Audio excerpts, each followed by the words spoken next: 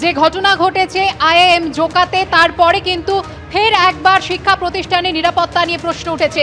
এর আগেও কসবায় সাউথ ক্যালকাটা ল কলেজে যখন গণধর্ষণের ঘটনা ঘটেছিল, অভিযোগ উঠেছিল, তখনও শিক্ষা প্রতিষ্ঠানের নিরাপত্তা নিয়ে প্রশ্ন ওঠে। আর এবার এই ঘটনা সামনে আসার পর কিন্তু সেই প্রশ্নই বারবার উঠছে যে শিক্ষা প্রতিষ্ঠানের নজরদারির কি অভাব রয়ে যাচ্ছে? শিক্ষা প্রতিষ্ঠানের মধ্যে এই জঘন্য অপরাধ ঘটাতে কি পড়ুয়া বিন্দুমাত্র ভয় ডর পাচ্ছে না?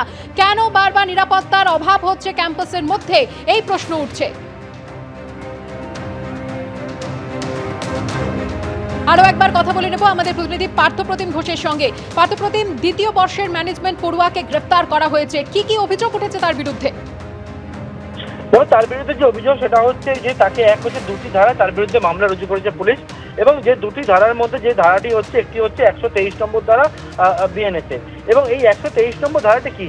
এই 123 নম্বর ধারাটি হচ্ছে তোমায় যেটা বললাম আমি, যে খাবারে এমন কিছু খাওয়ানো হয়েছে যাতে যে তন্দ্রাচ্ছন্ন হয়ে পড়েছিল, সেই 123 নম্বর ধারাটি হচ্ছে যে কোনো কিছু এমন কিছু খাওয়ানো যার ফলে খাবার খাওয়ানোর দরুন কোনো ক্রাইমকে কমিট করা, সেই 123 নম্বর ধারা, সেই ধারা মামলা হয়েছে। অন্যদিকে বিএনএসএ 64 নম্বর ধারা, অর্থাৎ ধর্ষণের যে অভিযোগ আনা হয় সেই ধর্ষণের ধারা, সেই ধারা কিন্তু মামলা রুজু হয়েছে। এবং ইতিমধ্যে পরমানন্দ বলে দ্বিতীয় বর্ষের এই পড়ুয়া, যে কর্ণাটকের বাসিন্দা, তাকে গ্রেপ্তার করা হয়েছে এবং তার বিরুদ্ধে এই দুটি ধারায় মামলা রুজু করে পুলিশ এখনো পর্যন্ত তদন্ত প্রক্রিয়াকে এগিয়ে নিয়ে যেতে। তবে পুলিশের তরফ থেকে যেটা বলা হচ্ছে, গোটা ইনভেস্টিগেশনটা একেবারে প্রাইমারি স্টেজে রয়েছে এবং আরও বিস্তারিত খতিয়ে দেখার জন্য বা জানার জন্য এক হচ্ছে যে আইআইএম জোকাতে পুলিশের টিম আবারও যাবে এবং পাশাপাশি হচ্ছে নিরাপত্তা রক্ষীকে জিজ্ঞাসাবাদ করা হচ্ছে। অন্যদিকে এই পড়ুয়াকে যা গ্রেপ্তার করা হয়েছে তাকে নিজেদের কাস্টাডিতে নিয়ে আরও বিস্তারিত জানার চেষ্টা করবেন তদন্তকারী আধিকারিকরা। পার্থপ্রতিম, তুমি আমাদের সঙ্গে থাকো। দেশের অন্যতম সেরা শিক্ষা প্রতিষ্ঠান আর সেখানে এই ধর্ষণের অভিযোগ।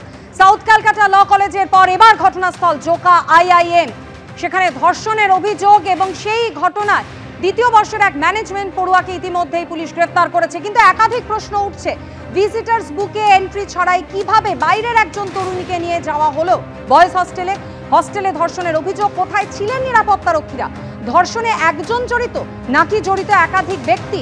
ঘটনার সময় ঘটনাস্থলে আর কেউ কি ছিলেন? উঠছে একাধিক প্রশ্ন।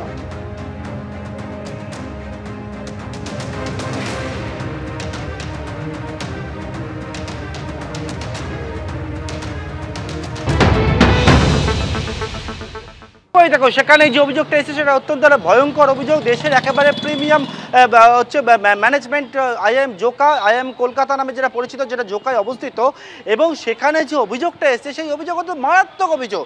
যেটা হচ্ছে যে একজন বাইরের নির্যাতিতা তরুণী যেটা অভিযোগ করছেন, তিনি তাকে একেবারে কাউন্সিলিংয়ের সুযোগ পাইয়ে দেবে বলে তাকে কিন্তু কলেজে ডাকা হয়, এবং সেই কাউন্সিলিংয়ের নাম করে যখন কলেজের মধ্যে ডাকা হয়, আইআইএম জোকাতে ডাকা হয়, তখন তাকে ভেতরে নিয়ে গিয়ে একেবারে বয়েজ হস্টেলের মধ্যে প্রথমে নিয়ে যাওয়া হয় এবং সেই বয়েজ হস্টেলে তাকে খাবার দেওয়া হয় এবং তার সঙ্গে যে পানীয় দেওয়া হয় তার সঙ্গে তিনি তন্দ্রাচ্ছন্ন হয়ে যান বলে অভিযোগ। এরপর তার উপর নির্যাতন চালানো হয়, তিনি বাড়ি থেকে তাকে মারধর পর্যন্ত করা হয় বলে অভিযোগ, এবং তার পরবর্তীকালে যখন তিনি গোটা বিষয়ে জ্ঞান ফেরেন, দেখতে পান যে বয়েজ হস্টেলের মধ্যে পড়ে রয়েছেন এবং তিনি অভিযোগ করেছেন ওনাকে যৌন নির্যাতন করা হয়েছে, এবং সেই অভিযোগ ইতিমধ্যেই হরিদেবপুর থানা পুলিশের কাছে দায়ের করা হয়েছে। এবং সেই অভিযোগের পরিপ্রেক্ষিতে বিএনএসের দুটি ধারায় পুলিশ মামলা করে, যার মধ্যে 123 নম্বর ধারা, অর্থাৎ কোনো কিছু খাইয়ে কোনো অপরাধকে কমিট করা, এবং পাশাপাশি হচ্ছে 64 নম্বর ধারা, অর্থাৎ ধর্ষণের ধারায় মামলা হয়েছে। এবং এই যে অভিযোগ, সেই অভিযোগ হচ্ছে এই আইআইএম ক্যালকাটা জোকার, যেটি হচ্ছে একজন পড়ুয়া, দ্বিতীয় বর্ষের পড়ুয়া, সেই দ্বিতীয় বর্ষের পড়ুয়া যে কর্ণাটকের বাসিন্দা, তার বিরুদ্ধে কিন্তু অভিযোগ। কিন্তু সবথেকে বড় যেটা প্রশ্ন হচ্ছে সেটা হচ্ছে নিরাপত্তার অবস্থা যে প্রশ্ন উঠছে।